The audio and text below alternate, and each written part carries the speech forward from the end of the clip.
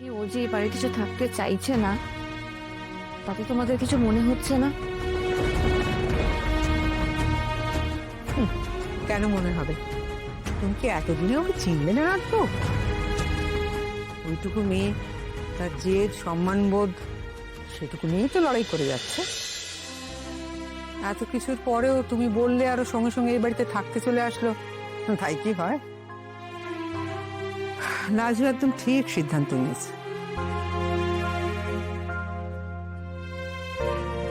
মা, আমি একটা কথা বলবো? লাজু বাচ্চা মেয়ে, এরকম একটা বিপদে পড়েছে। ও তো আমাদের ঘরেরই মানুষ। আমরা ছাড়া আর কে আছে এই শহরে? কে দেখবে ওকে? আমার তো মনে হয় এই বাড়িতে আসতে বলে বনলতা একদম ঠিক কাজ করেছে। আমি বলি কি, আপনারাও লাজুকে এখানেই চলে আসতে বলুন।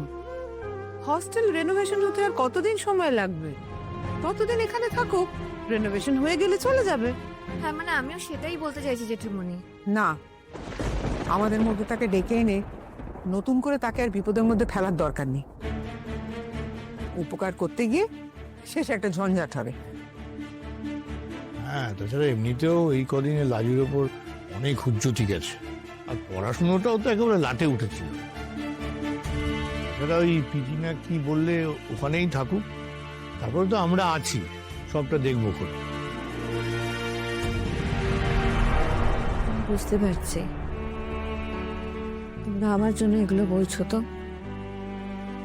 বিশ্বাস করো, আমি লাজুর আর কোনো ক্ষতি করব না। আমি ওর কাছে কৃতজ্ঞ। ওর জন্যই তো আমি নতুন করে নিজের জীবনটা শুরু করতে পারছি। সে খুব ভালো, তুমি কৃতজ্ঞ, তুমি ঋণ মেটাতে চাইছো, খুব ভালো কথা।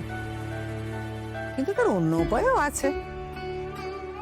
তুমি বরং মাসখানেক তোমার বাপের বাড়িতে ওকে রাখার ব্যবস্থা করো, তাহলে মিটে গেল। সে আমি রাখতেই পারি, কিন্তু ওখানে কেউ কাউকে চেনে? কেউ ওখানে পড়াশোনা করতে পারবে?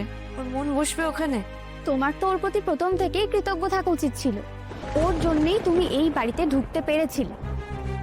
ওর জন্য এর আগেও এই বাড়িতে ক্ষমা চেয়ে তুমি থাকতে পেরেছিলে। আর আজ হঠাৎ একেবারে বিরাট সাত্ত্বিক হয়ে তুমি লাজুর নাম গান করছো, এটা একটু চোখেই লাগছে। অনু, বনলতার সঙ্গে ঠিক করে কথা বল। অনু, বনলতার সঙ্গে ঠিক করে কথা বল।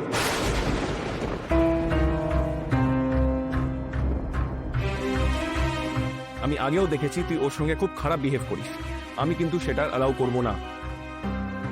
আমি আবার নতুন করে শুরু করতে চাই, আমি সবাইকে বলেছি, সবাই রাজিও হয়েছে। তাহলে পুরনো কথা আসছে কেন?